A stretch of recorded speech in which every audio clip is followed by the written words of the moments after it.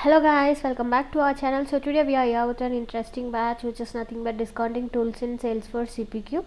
So this is also going to be the prerequisite for our Salesforce CPQ specialist certification. If you need solution for any of these challenges, playlist will be available in our channel. Do check that. Let's take up our first challenge now, which is use Salesforce CPQ for discounting. So here we are just gonna sign in with our new developer edition org, and as I have already done with the step, I will provide the video link in description. You don't need to again create a Salesforce developer edition org for each and every challenge. So once if it is created, you can step the remaining challenges which shares the same description. So I will provide this video link in our description. Do check that, and let's check this challenge now. So yeah guys, we have successfully completed our first challenge. So remaining challenges will be available in the same playlist. Do check that. See you all on next video. Until then, bye bye.